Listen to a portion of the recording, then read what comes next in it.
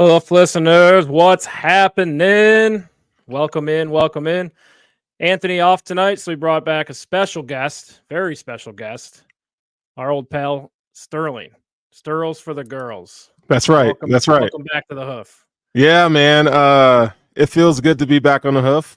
You know, one of those things that you and I, when it first started, we had many conversations in the basement, over text and a phone. I mean, it's just crazy. Yes. So yeah, it's good to be back.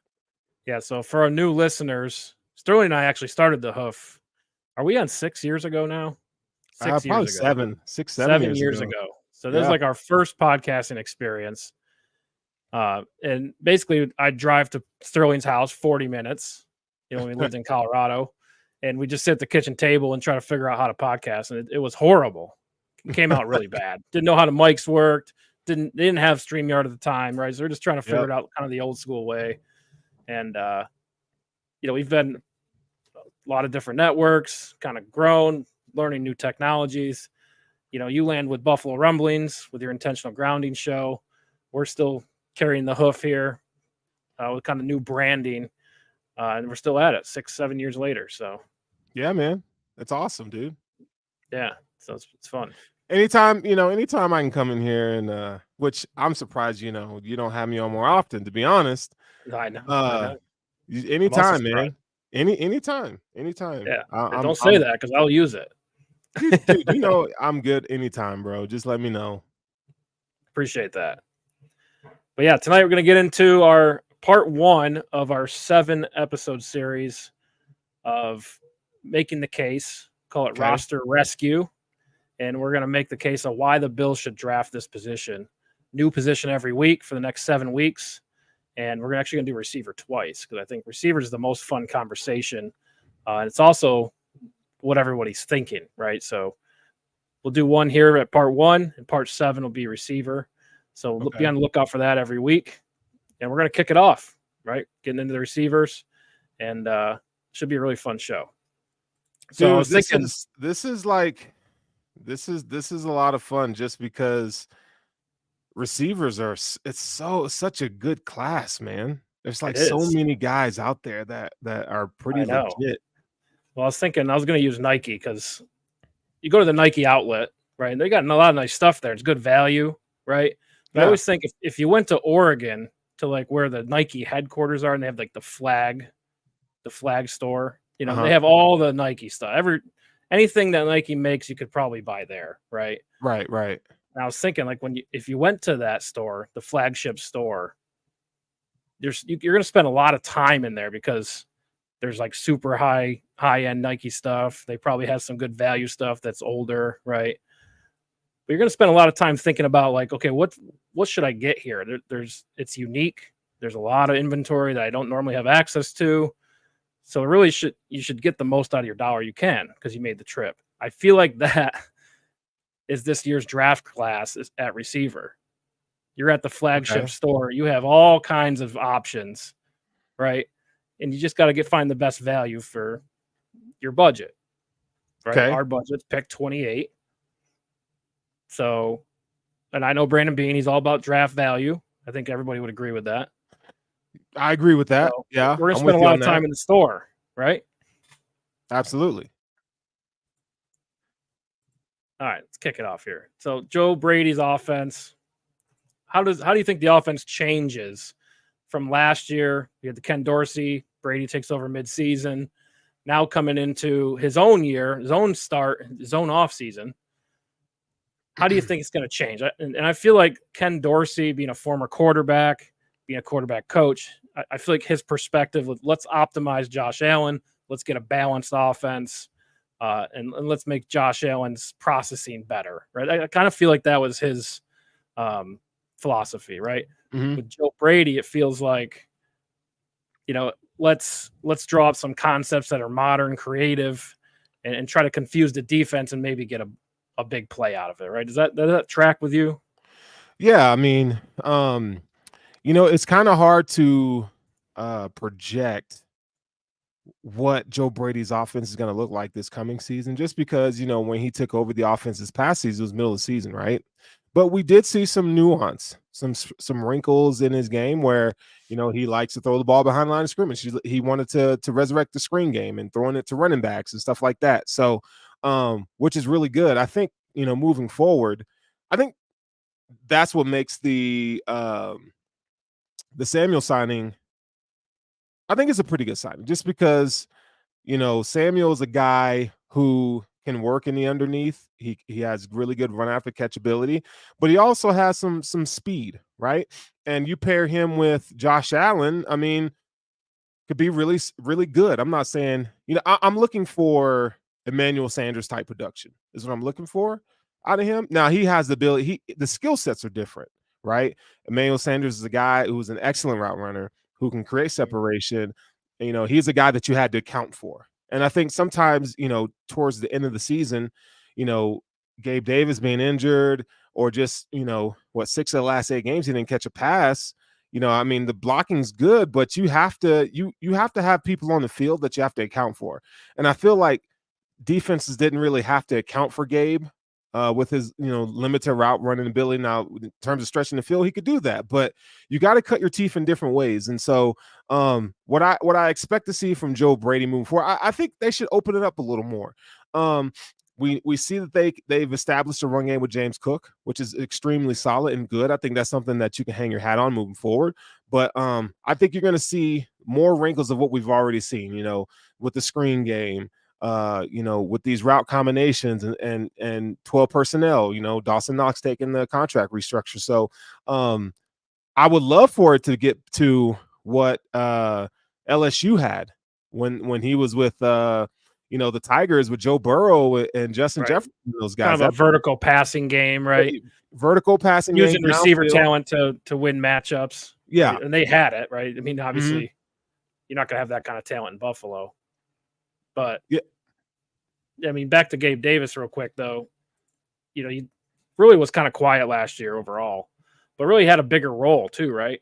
Yeah. So when we talk about you got to fill that role, it's like there's a couple different things I have here of what I think Gabe Davis's role was, and let me know if you disagree with any of these. But okay, unselfish, good in the run game, right? Not afraid of blocking, throwing a route pick. Saw that a lot. Like you don't actually make contact in your routes, but just getting in the way of a corner, so you can free up another receiver, right? Saw a lot of that. Even though he wasn't catching passes, that stuff's important. Yeah. Straight line speed can win deep, right? I think that's true with Gabe Davis. Right. Not going to win with route running necessarily, but definitely straight line speed. I think he had that.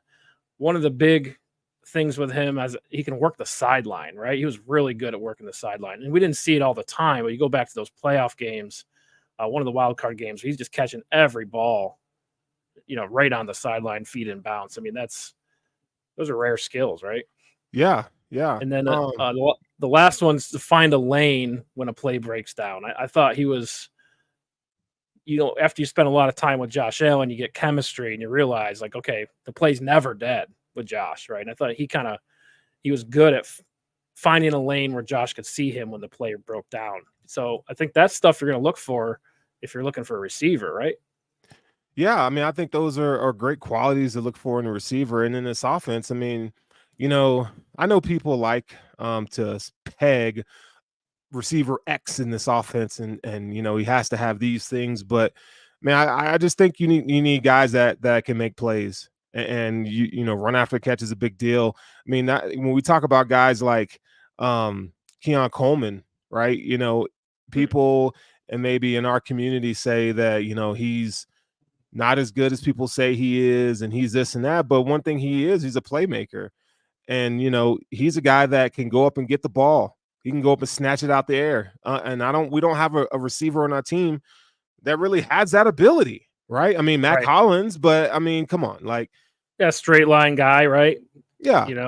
He can snatch a ball, and he's also leadership. That's a lot of him. Yeah, which are great qualities, but great qualities. But I mean, route running is, trust me, I love a receiver that can separate and run, has a diverse route tree. I think that's ideal. But I think we got to be careful. You have to look at the whole wide receiver room, because you have guys like Khalil Shakir.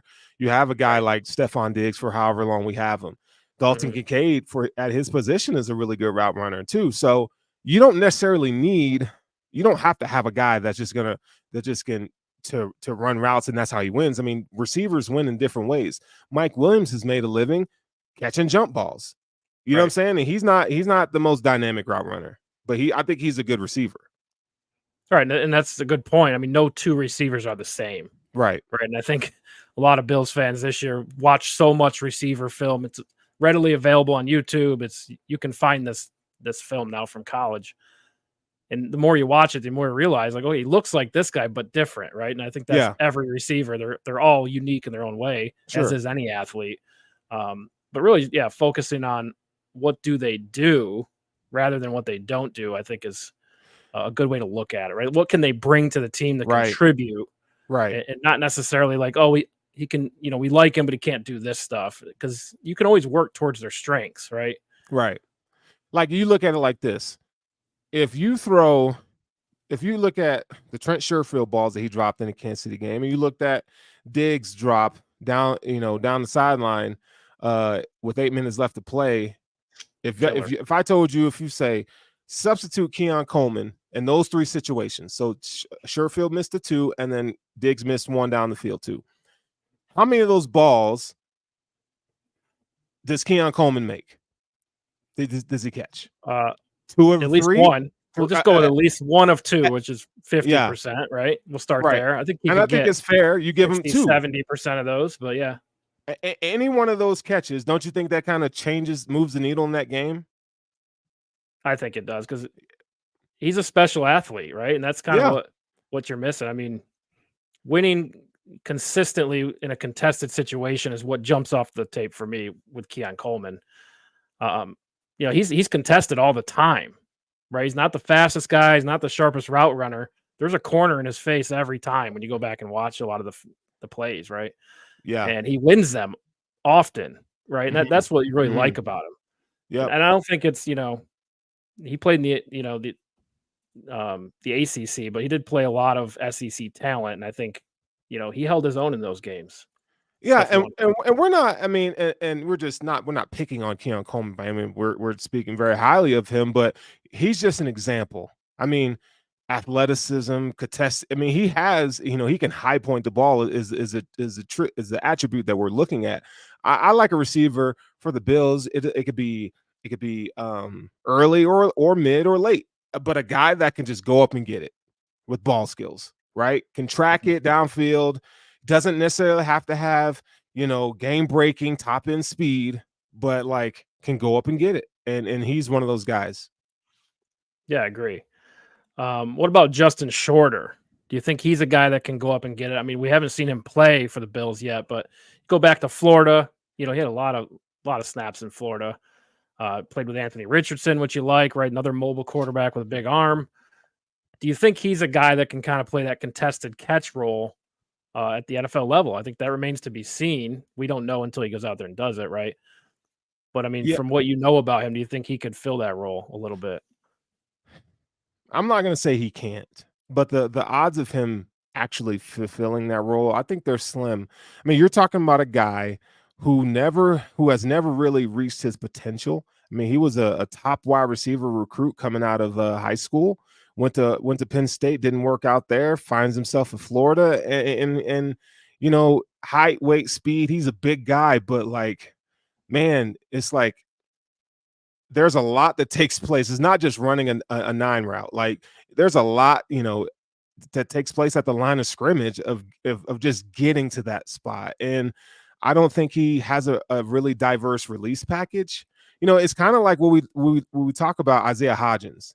Even though Isaiah Hodgins was a better release package, better route runner than he is, but I just don't feel like Justin Shorter is that guy. Now, players develop, he can get better and so forth, but man, you look at it like this, like the Bills made Gabe Davis wide receiver number 2 and just banked on the fact that, well, we think he can get better based off of his football character, right? And I think they learned a hard lesson. Like, you kind of are who you are. Now, there's a small percentage of guys that can come into the league and take the attributes or the things that they need to work on it and get better at them. Right, So and I think that's a good point because I think one of the problems with, like, being together, continuity for so mhm, long or so many years in a row, defenses figure out your weaknesses, yeah, right? When you have the same 2 guys lining up 4 or 5 years in a row now, yep, um, you start to see tendencies and you start to see what works, right?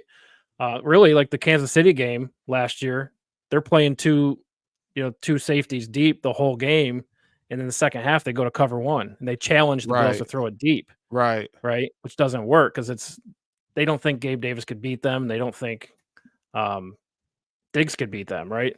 And that ended up being true. I mean, Diggs did beat them, but dropped the ball, but, right.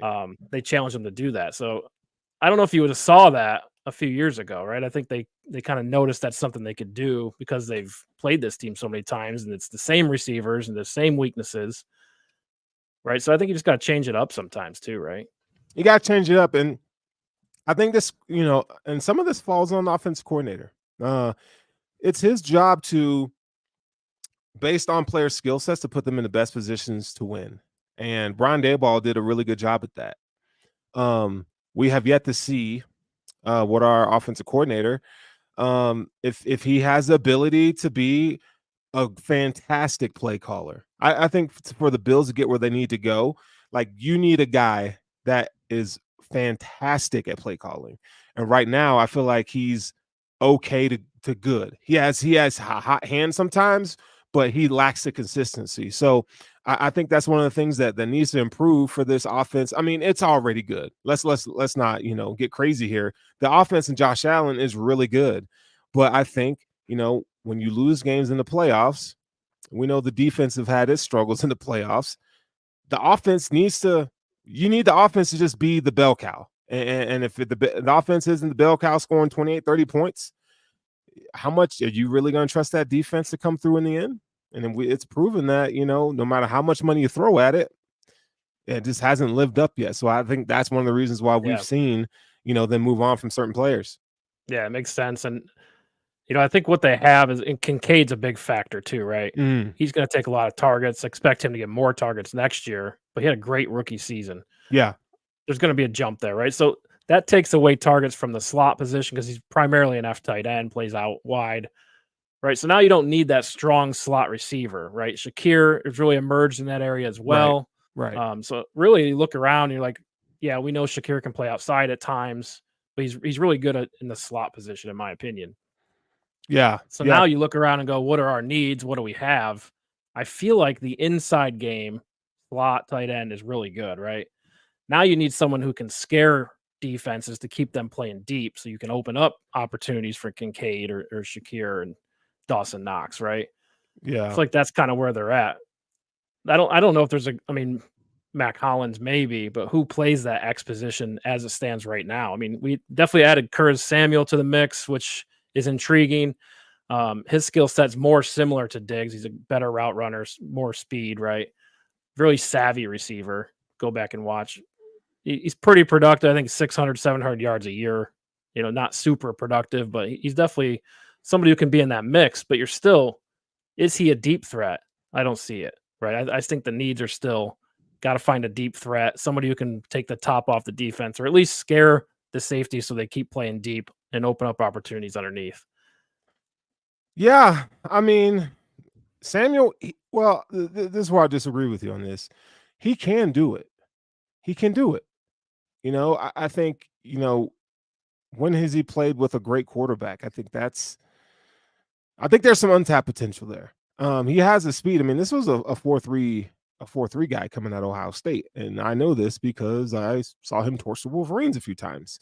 Um, Well, he you came know out they, young. He was like 20 when he got drafted, right? yeah. He's been He's in the league a long time. He's bro. 27. I couldn't stand that guy at Ohio State. But he still has that speed. Like, don't let it fool you. Even though he's a 6-year pro, doesn't mean that he can't get it down the field. So he's shown that he could do that. I think he's just a more well-rounded receiver in terms of, like, he can win in different ways. He's not a fantastic or great receiver. I think he's just good.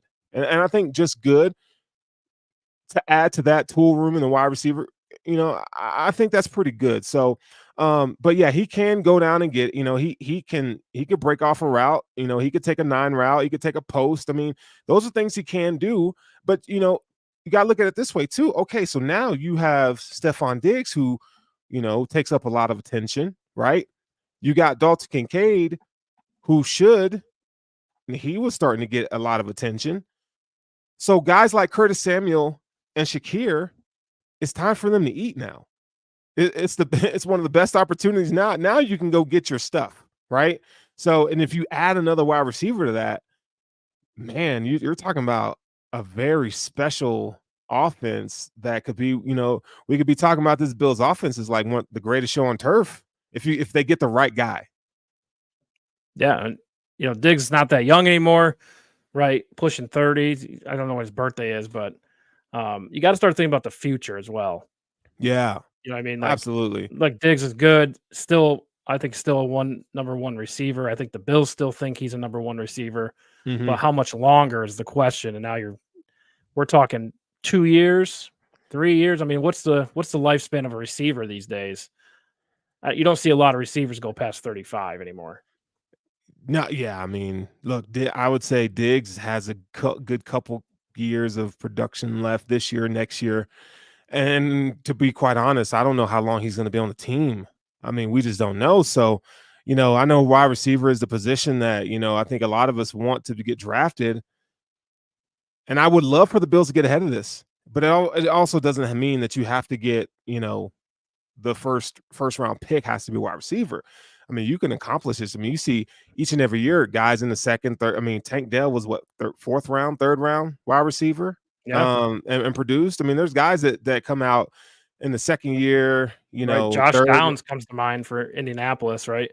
Yeah. Smaller guy. Like a lot of people were down on him because he is so small, but no, he had a great year.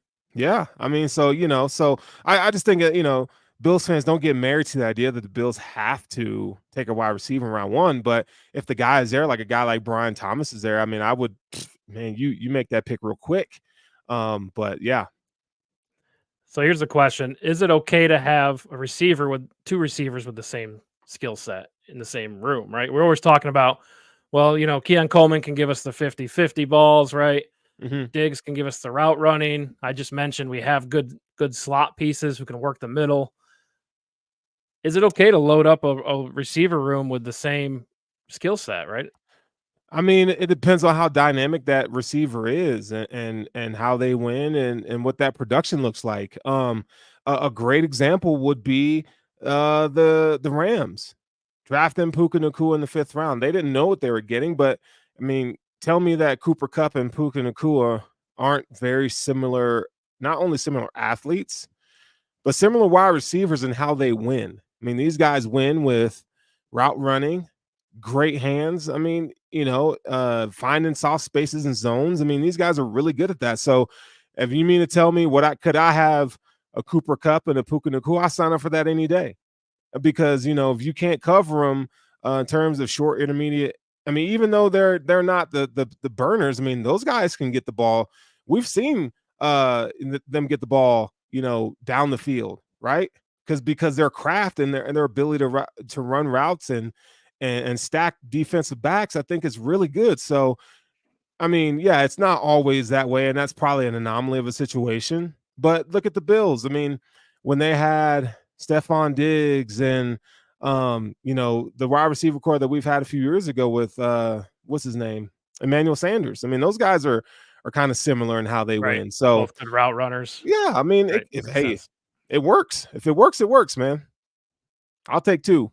Give me 2 of them. Yeah. Give me 2 Stephon Diggs. Give me 2 Puka Nacuas, Cooper Kupp. Right, so I'll take them. So when you're looking at the draft, you're not really trying to draft a particular skill set unless you have like a whole bunch of ideas for plays or something like that. If your offensive coordinator's in your ear saying we want to do this type of thing, but we don't have this type of skill set, that's a little different. But if you're just looking at best available, are you looking at the skill set at all? Or are you just simply going, we just need another receiver who can get open? I think you have to account for all that. I think it's bad scouting, bad player development if you aren't cognizant of how your players win. The Bills definitely need a field stretcher. They do. And that has been something that's been missing. I mean, when you got these teams playing, too high, who are you afraid of? Because you don't have anybody that's gonna make you really sit back and think, okay, like if we're not careful, if we're not, sounding our assignment, I mean, this player, Brian Thomas he's gonna have a field day. Xavier Worthy is gonna have a field day. So we have to batten down and be safe, right? And so when you do that, okay, well, what happens? Now you open up the middle of the field, right? But let's say if Josh Allen in this offense is hot and he's hitting short intermediate, now you throw a guy like Xavier Worthy out there, Adonai Mitchell, Malachi Corley, they could take the top off of defense, and now you're screwed. So now you're at every single level, all three levels, and I think that's what you want to be. You want to be able to cut your teeth at all three. Yeah, I agree. And so I have here 4 types of receivers, right? Okay. And this is just, a category for each receiver. So there's big receivers who can win contested situations. Don't have to be big, but it's easier if you're bigger, right? Right. The Keon Coleman's of the world. Not a lot of speed, but we know they can win in contested situations. Speed receivers who can win with straight line speed, right? Xavier Worthy seems like that player. There's actually a lot of receivers who just can win with speed in this draft, right?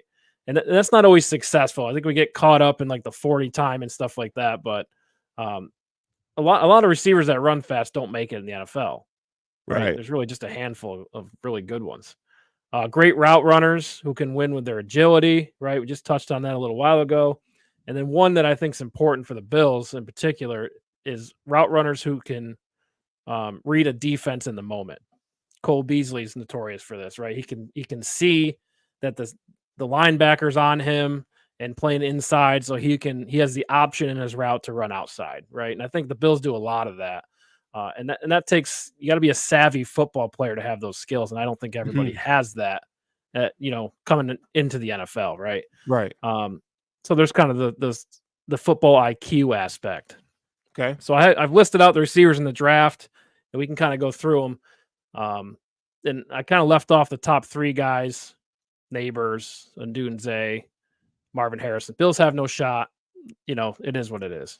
But I mean, again, we talked about those receiver types, but if you can cross receivers, so if you're big and fast, right, you go early in the draft, right? And the Bills really don't have a shot at them, right, when you're at 28. But so really, I think when we look at these players, you can kind of just put 1 or 2 things on them of how they would help the Bills offense as it is right now. Right. So let's start with Brian Thomas Jr. Again, what comes to mind? How do you think he can help the Bills, with his tools or with his skill set? Man, he's my favorite wide receiver. I mean, obviously Marvin Harrison Jr., Malik Neighbors and Ndunze, right? But like, you talk about speed, size, athleticism. You talk about he's a route runner too. Now he needs some work in terms of his route running. So he's more of a finesse receiver, but what he does well, he does it really, really good. I mean, you talk about the ability to change team speeds and challenge teams, vertically. I mean, I just think he's just extremely good, and his catch radius and being able to track the ball down the field. That's one of the things that I think is an underrated quality for him. Like the way he tracks the ball down the field. Right. Yeah, the way he could contort his body, kind of like Marvin Harrison does. I mean, Brian Thomas does a really good job of contorting his body and making himself available to catch these passes. Like, it's a special thing. So, I mean, he can help the Bills. I mean, you put this guy on the Bills, not only does he give you that down the field threat, but like, man, put this guy on a slant because he's 6'3". Right. Right. Yeah, he's tall. Like, yeah, like, I mean, that's something that I would love for them to have. So, I mean, he's a guy that I think he can get you at all 3 levels. Yeah, which is why he's probably not going to be there when the Bills pick, right? Because when you have multiple different skill sets, they just tend to go earlier, right? It's what everyone's looking for. Because he's probably going to go into teams, man. Play calling. Yeah, I agree. But it would be fun if he was a Buffalo Bill. because this That would this be guy so can nice. definitely. I mean, I think you bring him in as an X, but again, I think it's a very short period of time before you start talking about him being more than that, right? Oh yeah, man. Listen, dude. I mean, like watching film of this guy, like the Florida game comes to mind. I mean, he lit them up. He lit Florida up. Uh, he had a really good game against Wisconsin, right? In the bowl game. I thought he played well there. This dude, I mean, Arkansas, like I watched like 6 games of his, and he's just dude, he's just good. Yeah, it He's also just helps good. when, neighbors on the other side and your quarterback's a Heisman winner. It's all there for LSU this year, right? Oh yeah. And he really benefited from that, but he's able to show his skill set. And again, playing in the SEC, I mean, he's going against top talent and making them look silly every week, So right? So there's a here's lot a to like stat about for him. him. So this dude had in 4 games last season. I'm trying to recall. I don't know which ones exactly, but you look at yards per reception. He had over 20 yards reception in 4 games last season. Like that just tells you like this dude is a big play hunter, like downfield, man. He's a special player. And I would love for the Bills to have a guy like that. I mean, you put a guy like that in your offense who's going to get, you know, 20 yards of reception in 4 year games. Holy shit. Like what are we doing here? You know what I'm saying? So, yeah, Brian Thomas is special, man.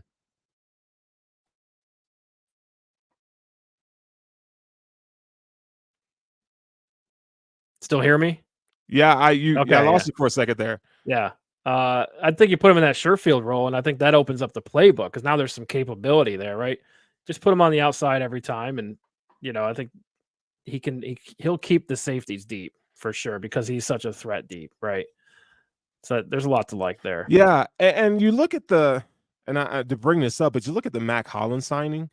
Like Mac Hollins is going to do the Gabe Davis blocking stuff, right? So you're not sacrificing your run game with a receiver like with Brian Thomas because you have a guy Mac Hollins who could do a lot of that stuff. But man, you get another 6'3" receiver in here, dude. I mean, you're talking Kincaid is 6'3", 6'4". Brian Thomas is 6'3". Mac Hollins is 6'4", 6'5". Like them some big boys. You know what I'm saying? So I like it. I like if they start going big on big. That'd be great. Yeah. Unlikely they'll have a shot at him, but fun to talk about. Yeah, All for right, sure. next guy here, A.D. Mitchell, Anodyne Mitchell out of Texas, played at Georgia as well. I think the big surprise for him, we knew he's a deep threat type player, right? He comes out and runs a 4.3, Yeah. right? And the thing you like about him, just contested catches, and then again being able to adjust his body on deep balls to get the catch, right? That really shows up on the games I watched. Is he's always open deep, contested or not, right? And we Yeah. saw that they played Alabama. He had one of his best games against Kool-Aid McChristy. So I think Yeah. there's a lot to like here. And again, this guy, I think he was around the early second round for a while, but you start to see him moving up the boards. Again, seems like a guy that probably won't be there for the Bills, if you're asking me, because he does So have a huge tool set that teams are going to want. so there's a reason why, like for me personally, when I was going through my process, like I didn't have A.D. Mitchell as a first round graded wide receiver. Now I think like when I look at like the play speed on film versus what he ran the combine, I would say that matches up, right? But you look at AD and you're like, I just wish like at 6'4", like I I just wanted more from him. You know what I'm saying? Like I like him. Like I think what he does well is I think he's a guy that at 6'4", is he's size and speed. He can get down the field. He's got a really big catch radius. I like that. He shows good like body discipline in terms of like how he catches the ball near the sideline. I like that. But like I just don't think he's round one worthy. I just don't. I like him. I would love for the Bills to draft him. If and he might not be there. And I could be wrong. He could be, teams may value him as a first round receiver, but I just think that like at 6'4", I want you to play like you're 6'4" too. And you don't always see that. It feels like sometimes he plays a little smaller. He should be dominating. I feel like at 6'4" and that speed, right, you should be dominating these dudes, man. right. So And you want to see more highlight plays, or you want to see more production? yeah, and the fact that like in the Big 12, I feel like you see a lot of free releases for AD. So, DBs aren't getting their hands in his chest and stuff like that. Well, in the NFL, these DBs don't care about how fast you are necessarily unless you're Tyreek Hill. So how are you going to be able to beat press coverage? So what's that release package look like? So I think, Legitimate again, question. Yeah. if he's your number one wide receiver, it could go one of two ways. You can push him into greatness, or he's gonna crumble, because unless he learns the nuances of being a receiver, right? So I like him though. Second round grade for me. But I mean, you talk about he's never rattled in the moment. I mean, he makes big plays. That's what he does, right? So it could be one of those things where, okay, like at Texas, I always try to look at context. What's around him? He had a really good quarterback. He had Bijan Robinson back there. He had all these things around him and players around him. So right, good. Could tight that be a end, reason right? why? Xavier Right. Worthy, right? Yeah. Track star, basically. Yeah. So it's like, okay, like, but man, like you look at these two receivers who both run a 4.3. Like I feel like that offense should have been better. When you got a really good running back there as well, last year and this year. I feel like the offense should have been better. So I just think there's things that with Steve Sarkisian as your head coach and offensive coordinator, like I don't know, man. So They had a great year. The team was phenomenal last year. The team was good, right? But don't with what they had on paper. Don't you feel like it could have been better? It could have been better. Right, and we talk about that all the time. Is they're not done growing when they get to the NFL, right? It almost just starts when you have access to the best equipment, the best coaches, meal plans, like the whole thing, and you don't have to worry about kind of the school piece. You can just do football all the time. It really comes down to your character and like how hard you want to work to be better, right? So Right. if AD Mitchell's one of those guys that is obsessed with getting better, I think he does have the physical skill set to be a number one receiver, right? The 4.3 speed, like you said, the 6'4" body, right? The vertical threat that he is. I think he could learn. He's not a bad route runner either, right? I think he's not bad. There's some routes there. Not the best. I don't think he's known for that, but he's okay. Right. He's not going to win by running routes. I mean, this guy, last season he only had 300-yard games. It was Kansas State, and I think Oklahoma State. And it's like, man, like, okay, so I saw what he did in the combine versus what I saw on tape, and it's like there should have been more production. Right. Should have been more production. Right. And just didn't show up doesn't mean he can't do it, right? Right. And that's the challenge, and right, that's why scouts and teams get it wrong sometimes because you just don't know, right? You can only go what you see. You can't really project the future. But I mean, if you're looking at just skill set, I think AD Mitchell's somebody will fall in love with that. Think they can help him. I think he does squeeze in the first round for me. Okay, no, that's fair. And you know what, too, is I think another factor, because we don't get to see this, but like when teams meet with these guys, I think that definitely helps them too. Like you kind of get an idea of what the makeup, the character looks like. Is this somebody I want to work with? Right. It matters, for sure. But when you turn on the tape of him, you see sometimes the effort's not all the way there. So I don't know, man. It's one of those things, dude. Like I don't want to take guys for me personally. I don't want to take guys in the first round where they have effort issues. Fair. That's fair. So that's just me though. Brandon B might think otherwise.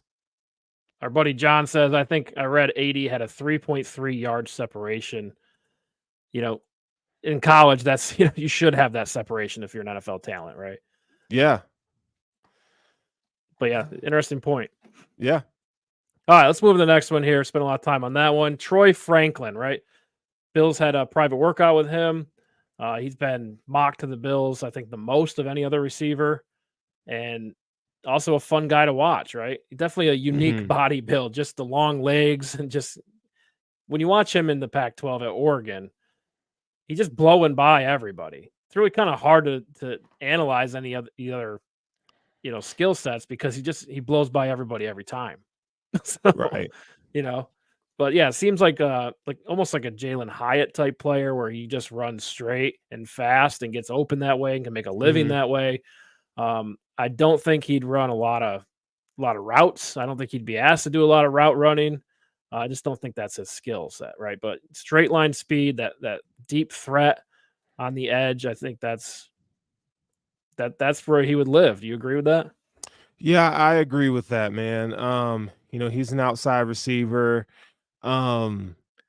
He's explosive. I think that's the thing that, like, people put a lot of stock in the long speed, right? And I think that's hell. If you could do it, do it. But one of the things that like pops off to me, Troy Franklin is explosive. He's just explosive, man. And he's 6'2", 6'3", and can run. But if you can run 3 to 4 routes really, really well, hey, and I think that's what he does. He runs like 3 to 4 routes really, really well. And, it's up to whoever drafts him. I wouldn't take him in the first round personally, but whoever drafts him, if you can develop him, you have something to work with here. You talk about a guy with speed and explosiveness. I really do like what he's able to do at the line of scrimmage in terms of his release and how he sets up DBs and stuff like that, and how he stacks DBs when he's downfield. I think those are great. Another thing is the production matches up what you see on tape in terms of the skill set. I mean, this is a guy. He's the go-to guy, right? Yeah, he's a go-to guy, and he knows it. And he didn't. There wasn't a game where I watched and he disappointed. Like, yeah, you wish that he could have been better against Washington when they faced off in December, right? Right. And I'll say the Oregon scheme on offensively was a little bit funky, right? A lot of screen plays, right? Tons of screen plays, and then they take shots deep. I feel like if they had a more traditional offense, Troy Franklin might have had more production. Yeah. Right. But yeah, how do you think the Bills would use him again? Kind of the second player we'd put in the Trent Sherfield role, right? And just let's get Trent Sherfield out of our minds. So you're talking about that gap of going from Trent Sherfield to Troy Franklin. Very intriguing to me. No, I know what you mean. But I don't think Troy Franklin could play the other types of positions, right? I don't think he's a slot receiver. If you want to, I don't think he's a Z, right? I think he is the Trent Sherfield role, just better at it. Yeah. Well, I think, in Troy Franklin's career, I think he could play snaps in the slot a little bit just because of that speed that he has. But I mean, you're looking at a guy like this, like, man, if I can get him to deep overs and drag routes and stuff like that, like the drag route is a short intermediate route, get him on stuff like that. Cause we know, that he can, he does really good double move, people, right? An opposed to double move. And he has the ability to track a ball and go up and get it too. Yeah.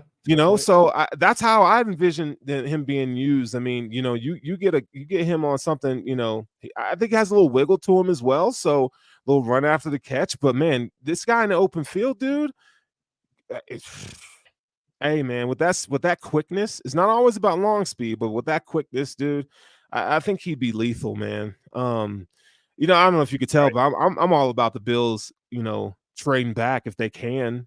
It'd be nice. I mean, you got to have a partner and get the right compensation. But I look at it like this. If you look at, there's 4 wide receivers, right? We know the top 3 and Brian Thomas. Okay. But when I look at 5 through 12 or 5 through 16, because I feel like there's that many receivers, the value that you can get by trading back and getting another day 2 pick, because you don't have a 3rd round pick. So right now you only have 1 day 2 pick. 2 2s, 2 4s. How much? Right. How if your goal is to get a wide receiver round or with your first pick and you trade back, like, I just think there's a lot of value in this draft class. Like if it was up to me, I'd go defensive end round 1. I'm looking at Chop Robinson. I know he doesn't have the production per se, but man, you look at the traits, the tools, like you're like, okay, I think we can work with this. But anyway, that's for another day. That's a good point. We can talk about that. Roy says picking at 28, you're probably getting a guy with a second round grade anyways. Right. And that may be true in this draft, right? I think if some of these guys were in a different draft class, it could be a different story. But because there is so much depth at receiver, I think a lot of these guys will end up in the second round anyway. Because they have the same mentality. You could trade back and get a guy who's just, has to work on a few more things. Why not trade back and get good value instead of reaching? Right. That's the big question. And getting the Curtis Samuel signing, I don't think the need for receivers as big as it was, because I feel like it's already an upgrade from where they were last year, right? The goal was let's get better on offense. I think they already did that. Am I wrong on that? I wouldn't say better yet. Well, what are we talking here? Well, Hardy, Sherfield, and Gabe Davis. We have Kincaid who's going to grow. I think Shakir would grow a little bit. Okay, well, if you look at it that way, then yeah, for sure. But slightly better. Not like incrementally better, but a little bit better. Yeah, I could see that. I drool at the thought of Dalton Kincaid's year 2 and the development that he's gonna have. He's a fun that player, could be scary, Khalil Shakir, like giving him the opportunities, not like, this is the cool thing about the Khalil Shakir situation is that, one, he works with Eric Modes in the offseason, and he's a high football character guy, which I love. He no frills. He just wants to get the damn job done. I love that about him. But now you got a full offseason to download this offense, right? And to evolve as a slot receiver. Dude, like he could be special. Like, I don't know if we talk about like how good Khalil Shakir could be. I'm not saying he's going to be all pro level type receiver, but man, if you can hold down the position, right? That's really all we're looking for. Can we get him to 60 receptions for 700 yards and 6 touchdowns? Like, that's what I want from Khalil Shakir. Right. That'd be great. Say no, because you got to give half of those to Kincaid. It's almost like the running back conversation we've had the past few years. Like, can we give our running back more touches? No, because Josh has to take some of those, right? Or Josh takes all the rushing yards per game, team rushing yards. It's almost that same conversation. It's in there, but I don't think it's crazy to think that Khalil Shakir can have 60 catches in this offense. Like, how many did you have last year? Do you know? I'd have to take a look. Let's see. I can look that up. But let's move on to the next receiver. I got a couple left here. Ladd McConkey out of Georgia. This one's really interesting for me because really, like, going into looking at the draft receivers, who's available this year, I skipped over him a lot because I thought that he was more like the Cole Beasley type role, or Wes Welker, or whoever you want to name, Cooper Kupp even. And I feel like we had that already with Kincaid, Shakir, so I kind of overlooked that early on. But I went back and watched, and I think he could play a lot more than I initially thought. He's not just that type of player. He's also a guy you saw win deep a lot at Georgia. But he is a smaller guy. But I think when you look at the football IQ we talked about, very high on that, right? I think he could do the option routes. He could read the defense as he's running them. But is there room for a guy like this on the roster is where the question lies for me. Absolutely. Because, dude, Ladd McConkey is one of my favorite wide receivers in this class. He could, man, this white boy, he'd be cooking these dudes. To me, he's the best route runner in this class. There you go. He's a great route runner, right? He is a professional grade route runner right now. And he ain't a guy that like is going to win a lot of contested catches, but like what he does well, and he puts him in situations where he doesn't necessarily have to win by contested catches. He's just going to be in the right place. He'll get separation, right? He's a separation. I think he's Cole Beasley but like Cole Beasley wasn't this dope of a route runner coming out. I'm telling you, man, he goes to the right system. Lad is dope. He's dope, That's man. dope. Where He's does he dope. fit into the Bills offense? Let's say they take him round one, a lot of mixed emotions, right? But how do you use a guy like this if you had him to fit in with the current personnel? Hold on, I gotta address something. John Roberts says you just said route running isn't everything.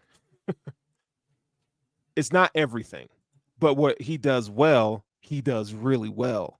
You see what I'm saying? Like, it's how you win. So even though you may not be a great route runner, but if you're a guy that could take the top off of defense or you could pluck it out of the air, that's how you win, and that's good. You don't have to be like Bills fans getting this idea that they all have to be complete wide receivers. They all have to be Stephon Diggs type receivers, and you don't. You don't. The narrative coming into this offseason was, well, they need route runners. They need guys that can just get open. Like, yes and no. Like, there's other guys out. Anquan Bolden was not. He wasn't all that special, but he did things extremely well. Steve Smith, great route runner, right? But he wasn't like, he didn't have great speed. He just did his craft. So I look at Ladd McConkey the same way. What he does, how he wins is route running, and he does that better than anybody in his class. Right. You know what I'm saying? I'm not going to get this quote right, but Kobe said you just need one or two really, really good moves to win. Right. If you have a nasty crossover that works every time, that's all you need, right? And I think that's what you're looking for at receivers. How do they win consistently? And it can be the same thing over and over again, but as long as it works, right? And I think Ladd McConkey, he wins with route running, right? And speed. And like I said, I think he's a high IQ guy as well, right?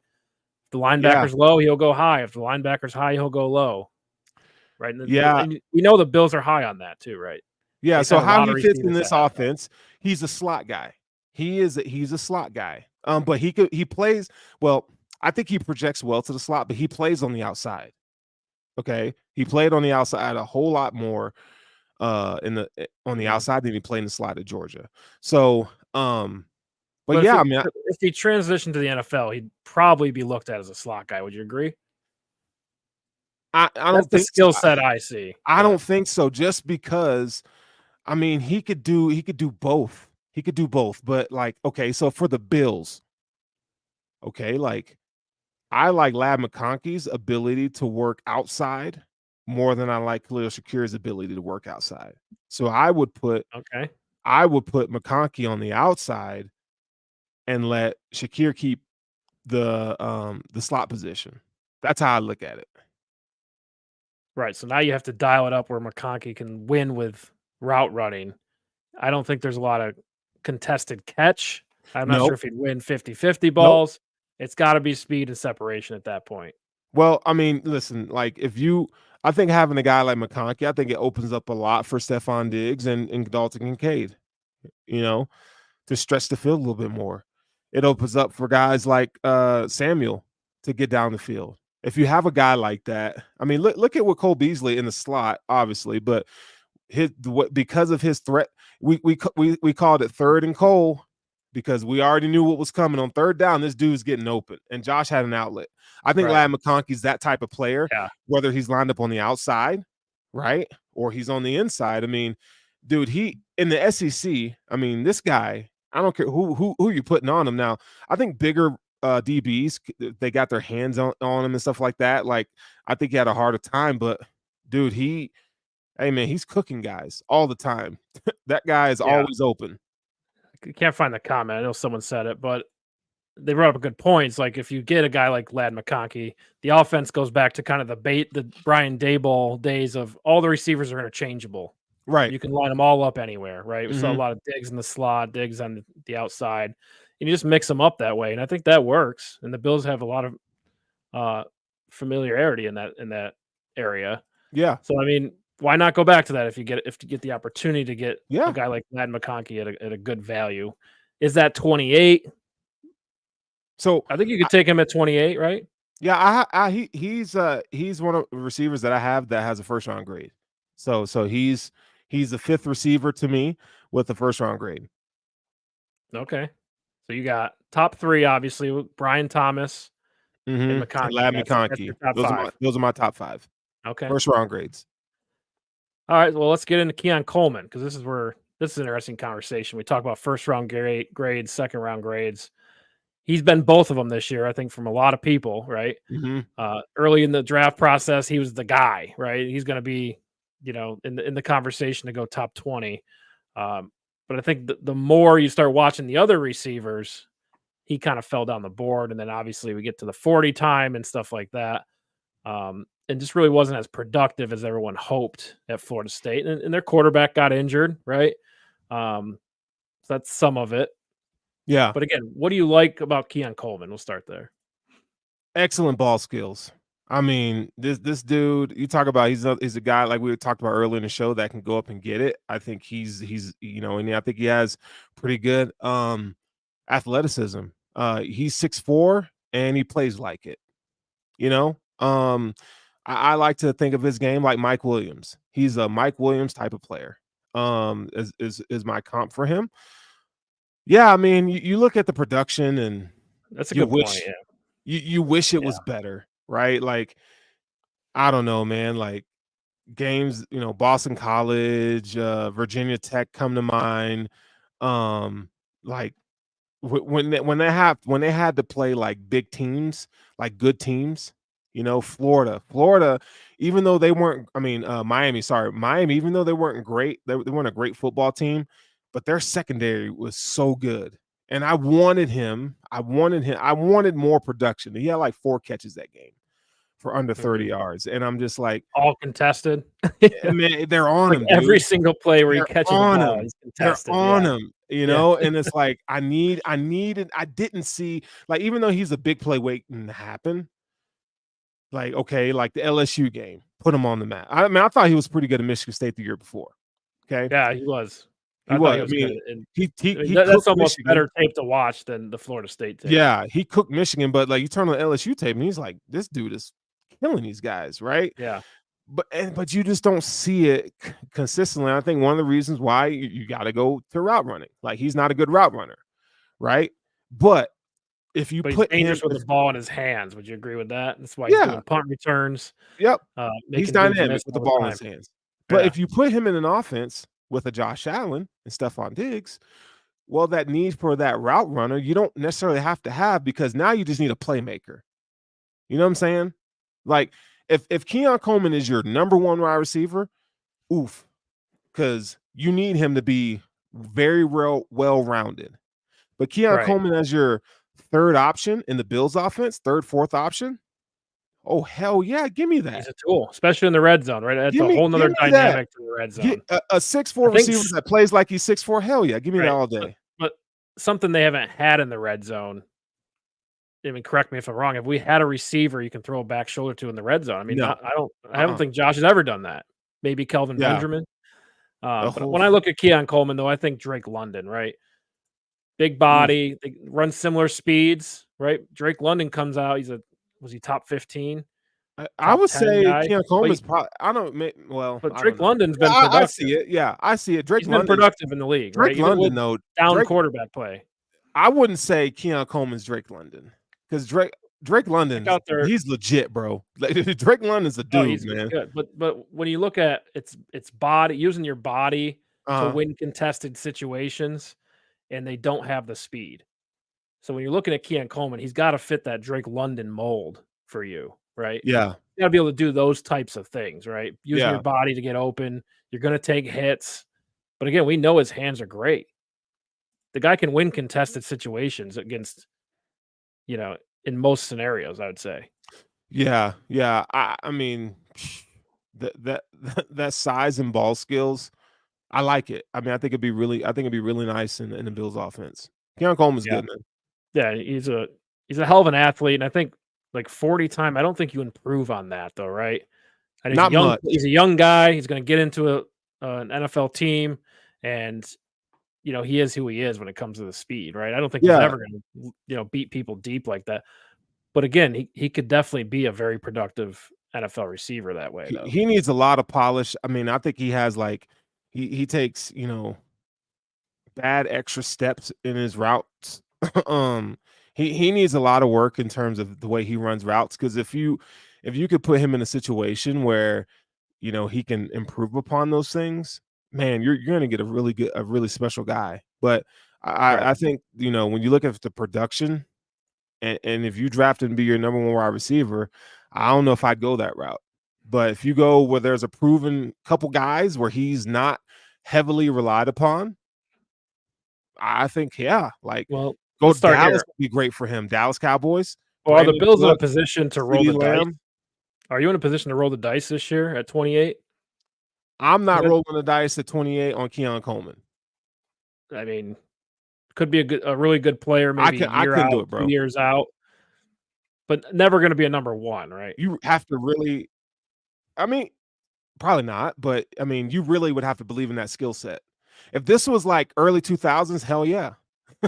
You Yeah, got like he's like Braylon Edwards, right. You got but Peyton Manning back nowadays, there. Yeah. if he's your number one wide receiver, right? But if he's your third, fourth guy, man, yeah, Right. Keon Coleman's Right. dope, but not in the first round. Right. And I think what the Bills have been telling us, Brandon Beane in their press conferences, right? Sean McDermott in his press conference, they want explosiveness.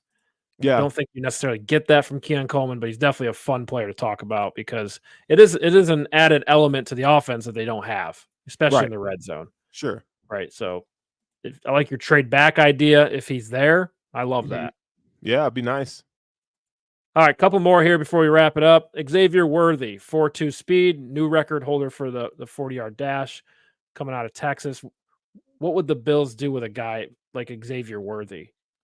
I think he's a guy who can line up anywhere. We're back to that interchangeable conversation, right? He's not like Marquise Goodwin, who's just a straight line speed track star, right? I think he has a little bit of route running ability as well.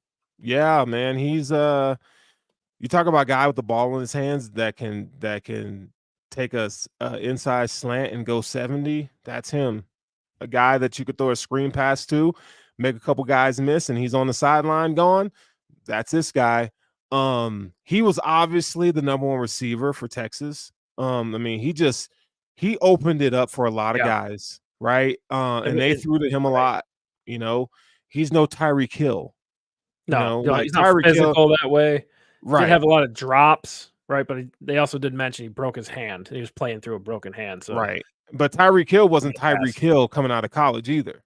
You see what I'm saying? So I think I think there's only one Tyreek Hill ever. Right. We're never going to see another guy but who's 4.2 and could muscle you up, right? If I had to bet on a guy because he ran such a good 40 to be productive in the NFL, I would say Xavier Worthy is not just going to be a fast guy who comes into the league and doesn't do shit. What's interesting is John Ross, right? Tyquan Thornton as of late teams haven't found a way to use them effectively and make them reliable receivers. Yeah, I think he's the best route runner of those types of guys. Now, I think Henry Ruggs is a better route runner by far, and he didn't get an opportunity because he blew it. But but who's the last speed guy that became one of the great receivers in the league? Oh, Waddle. Right, yeah. That's fair. Waddle turned out okay, but I mean, we talked about this with Jerry Jeudy, didn't really come to fruition, right? We talked about Ruggs, that's different.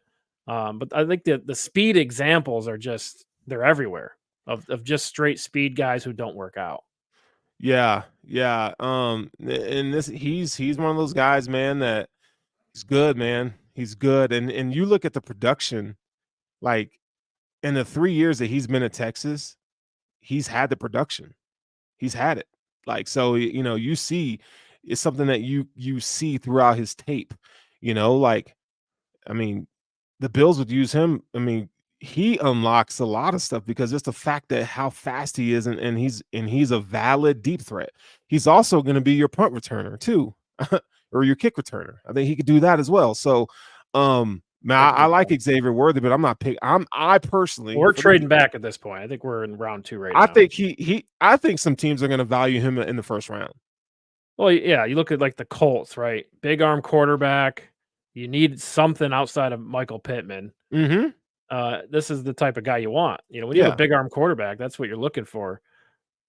in my Yeah. opinion, right? I mean, the Bills are a little different. Their offense is a little different. It's not necessarily straight line. It's more like route running based, a lot of RPO, things like that. But I think a team like the Colts would like Xavier Worthy. They would Yeah. take a look at that.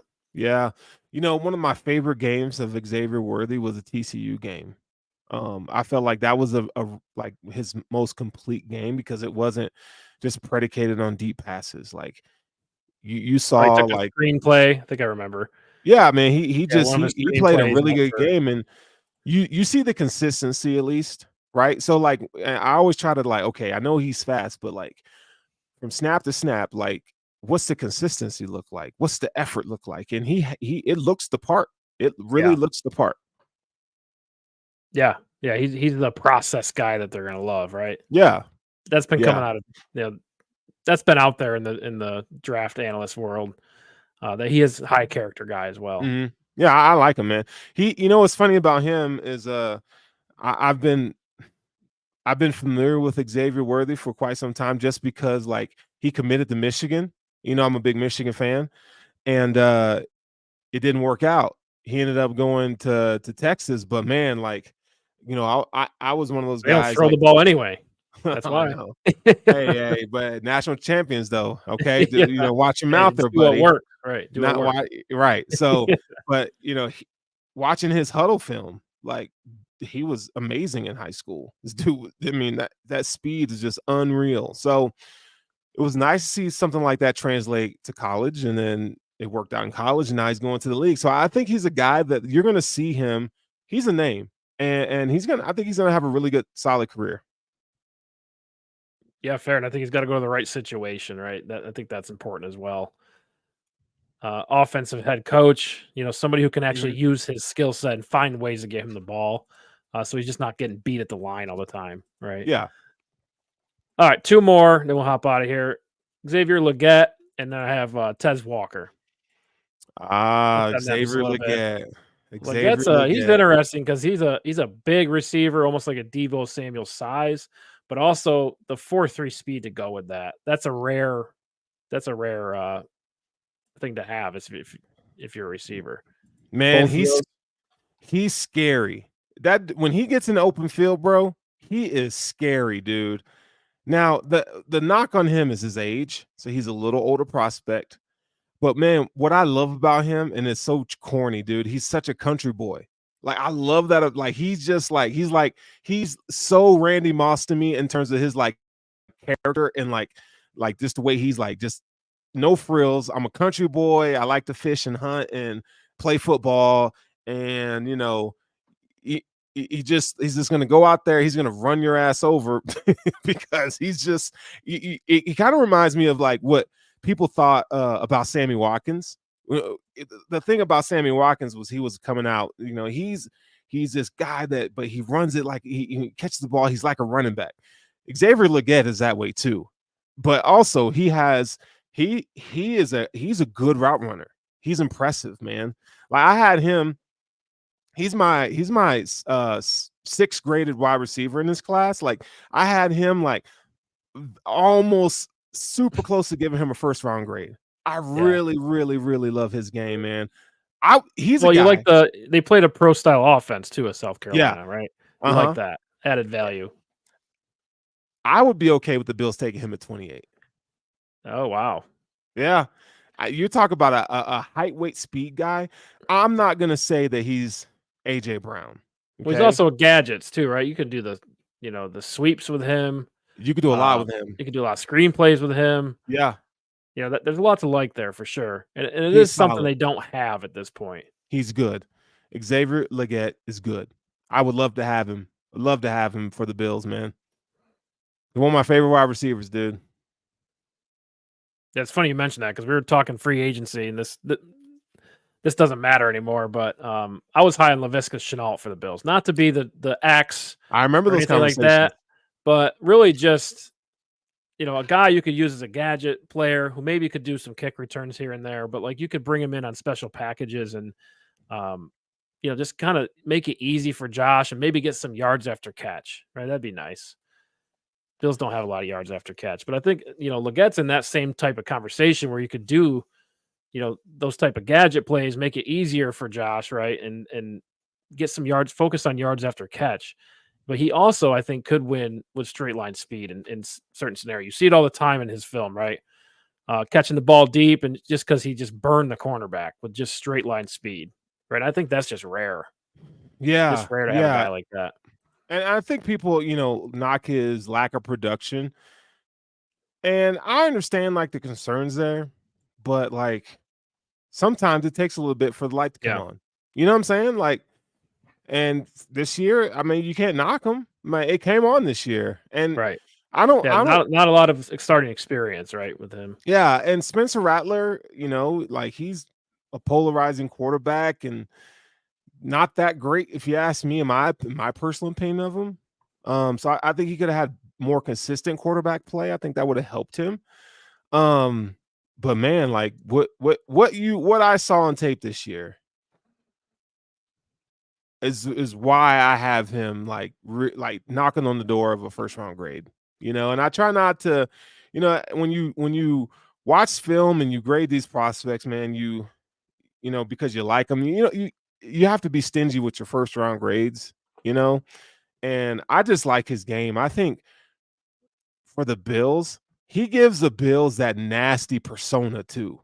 You know what I'm saying? Like I don't know He's if you gonna hit guys think, somebody, right? yeah, like Yeah. we got a bunch of finesse dudes out there, and there ain't nothing wrong with that. But he's a guy like, dude, I'm afraid of him when he gets the ball in his hands. He's You know gonna what I'm get saying? injured, you're saying. The guy looks like he pushes tractors for a living. Like the dude is just he's a Yeah, specimen. sign Dude. me up. I love Yeah, pushing tractors. yeah, dude. I like him a lot, bro. All right, what quick thoughts on Tez Walker? Another guy, kind of came on late, right? I think there was a lot more expectation for him, but didn't play. I think he only played like 3/4 of the season, something like that. But again, you can see the talent with this guy. He's tall, lengthy, does have the speed to go with that, right? I think he was a 4.3 guy as well. But really, what I like about him is he works the sideline, right? Mm-hmm. That pops out. He's always aware of where the out of bounds line is, and he plays tight to that. I think there's a lot to like, but again, zero route tree, right? Not quite zero, but just a guy. He's straight line speed only, but that tall, lengthiness. I think this guy could be maybe a steal late second, something like that. Who could maybe turn into something, right? Maybe turn into a player like Troy Franklin. But you get him at a discount. What do you think about Tez Yeah, Walker? yeah. So he's a transfer from Kent State. Okay, at Kent. So what I would tell people is this: like when you look at him, make sure you go look at the Kent State tape too, because I think that gives you the most complete like evaluation of him. So this year he had a suspension where he missed 4 games. Okay, now I have I'd say he's a day 3 guy, so he's like a 4th round prospect to me, and mainly because, well, like you mentioned, the route running, but his hands, bro, he has inconsistent hands, and that to me it's worrisome, right? It's worrisome to me, but the guy, I mean, he's got some quickness, like he's got some good speed, like he's not the biggest receiver. I think he's like 6', 6'1". But he's a playmaker. He's one of those guys that, like, in the right situation, right offense, I think he could be really good. I would like to hedge my bets on his development. Like, you put him, so like for the Bills, let's say he comes to the Bills. Let's say the Bills take Take him in the 3rd. Xavier Worthy. Let's say they take, well, we don't have a 3rd round pick. So let's say we take Xavier Worthy with our 1st round pick, and in the 4th round we get him. I would fall in love with this pick just because, like, okay, now your cupboard is full with good wide receiver talent, right? But now you get to be around guys like Stephon Diggs that can show you some of the nuances of being a pro. Make sure he gets on that jugs machine, and maybe sometimes I felt like the moment is too big for him, but like because they depended on him so much in that offense, I feel like it got to him a little bit, right? So I felt like Right. he has much better tape the year before at Kent State, in my opinion. Okay, because you kind of get to see the full arsenal of the player, like with all the distractions and all that stuff. And Right. he almost had 1,000 yards and he had 11 touchdowns. So this year, I think it's a step up in competition, but I think he answered the call. I think if he can work on his concentration in terms of how when he's catching the ball at the catch point, oh man, this guy will probably a second round talent. But because his hands are so inconsistent, that's why I have him at as a Right. fourth round grade. And that's a good point because we talked about Keon Coleman. You really can't improve your 40 time or your burst, right? That's Mhm. extremely difficult to do. But I feel like something like concentration drops or something like that can be improved, Yeah. right? So you look at and we talked about earlier, Miami.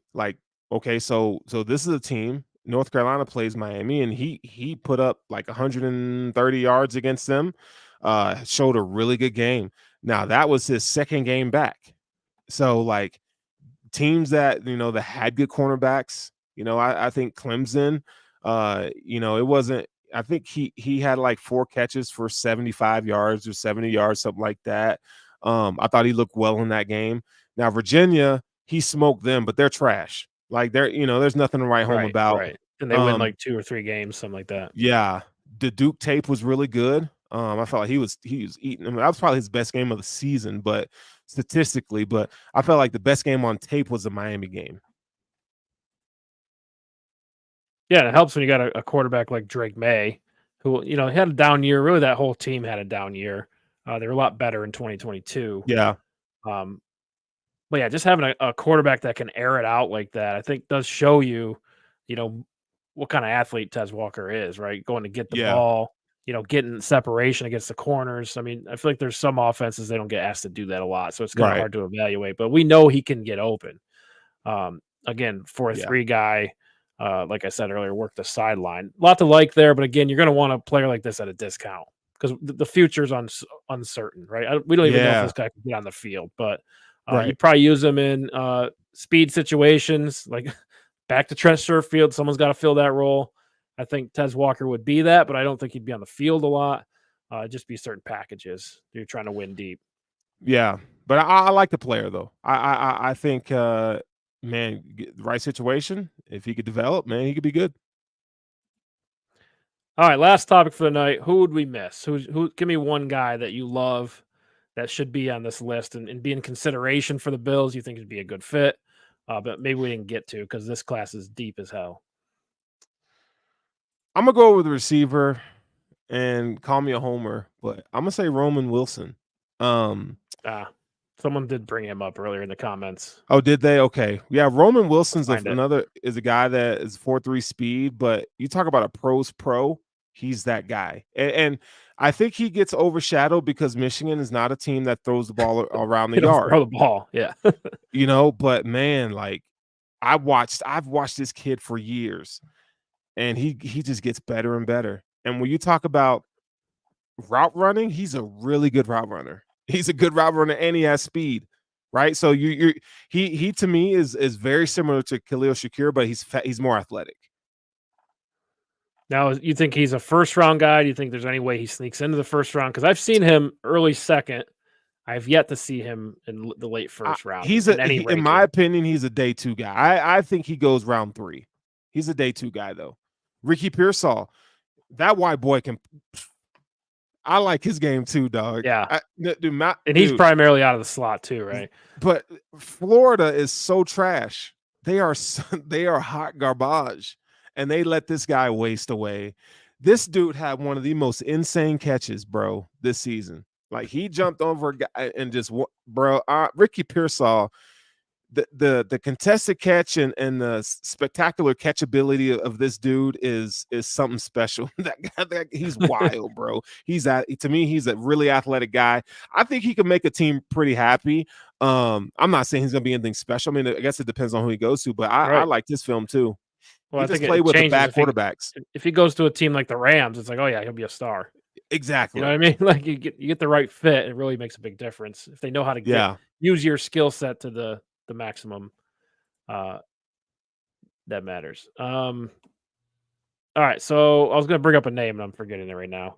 Oh, Javon Baker. I wanted to ask you about him before we get out of here because he's one of my crush guys, right? Like you watch his film, he just got the dog, right? And you love to watch it, but I just don't see how it translates to the Bills or even. I mean, I think he'll have a role in the NFL, but I don't think he'll ever be anything big, right? What's your thoughts on Javon Baker, real quick? How do you see it? You know, I like Javon Baker's game, man. You know, he's one of those guys. He plays his ass. Like he plays so hard, bro. He's got really good hands too. I don't think he gets enough credit for it. I think playing at UCF with average quarterbacks, the numbers that he puts up is good. Like they depended on him to do a lot. And I think he's an underrated route runner. You know, I think he has very strong hands at the catch point, which I really appreciate. I think he's a guy that can win in the short area of the field. And I love his body control toward the sideline. Like, you know, I think he's a good receiver, man. He's in the same category to me as Ricky Pearsall. Like it depends on who and where they go to. I don't think these are guys like Javon Baker, Ricky Pearsall. I think they go day 3 to me. I think I have both of them inside the top 20 wide receivers in this class toward the end, but I think they're pretty solid quality guys.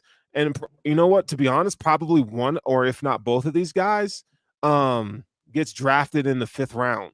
I think that's the sweet spot for those two, 5th round. Yeah, that would be great value. Again, it's hard for me to see the Bills getting him on the field. How are you going to use him? You know, again, it's not an every play guy, right? Right. Love to see it, but I mean, he feels like he could bring a spark to the offense, right? When I watch that, that's kind of the vibes I get. But anyway, anyone you want to add before we get out of here? Yeah, doesn't it feel like he's one of those guys that like, no, but back on him though, he's one of those guys is like you see him and then it's like you look back 2 years, you're like, damn, I wish my team would have drafted him because look at what he's developed into. That's what I feel about him. Well, you know what I'm saying? It's full circle because I think a lot of teams and a lot of fans look back at Gabe Davis and say, why the hell didn't my team take him? You know what I mean? Yeah. This guy had 4 touchdowns against the Kansas City games, like the most watched game of all time, right? And he had 4 touchdowns in it. And this guy's a 4th round pick out of UCF. You know, like I think everyone saw that, right? So, yeah. And that's why the draft process is hard because there is emotions, right? I prefer this type of player for my team, and the GMs absolutely have that as well. And you're going to argue for that, right? Because you feel more comfortable about it. Yeah. But it doesn't mean that the player is going to turn out good. And that's the challenge, right? Yeah. To ignore the noise Absolutely. and just take the player who's actually going to be good in the NFL. Right. And you never know how, money changes people, popularity changes people. You just never know, right? And that's why this process is so fun. And that's why Buffalo's a great city, man. If you're a football player that wants to come in and work, like there's not much to do outside of football, right? Like you come in and you become the best version of yourself, is what they say. And so, I appreciate that about the Bills, man. It's just fun, dude. It's fun. Yeah. Minimal distractions. It's just football and hanging out with the guys. So anyway, that's all we got. Thanks for tuning in with us. Be sure to tune in with us next week, 7:30 Eastern on Thursday. We're going to do cornerbacks and safeties. Sterling, absolutely welcome to join us for that. Good talking with you again, man. It's been a while. So yeah, dude, I'll be in Vegas. I'll be in Vegas next week because my birthday is next week. So they got internet in Vegas. They do, but I'll be too drunk. So if you want to have me on the following week, let me know, man. I'll definitely let me know what you're working on, and I'll definitely be ready for it. Sounds good. Like we said, we do have a 7-part series once a week called Roster Rescue. We're going to make the case for every position around the Bills roster. Yes, it does include punter, kicker, quarterback, and tight end, but that's all in one show, right? Try to make one, group them together. So that'll be interesting. But thanks for tuning in.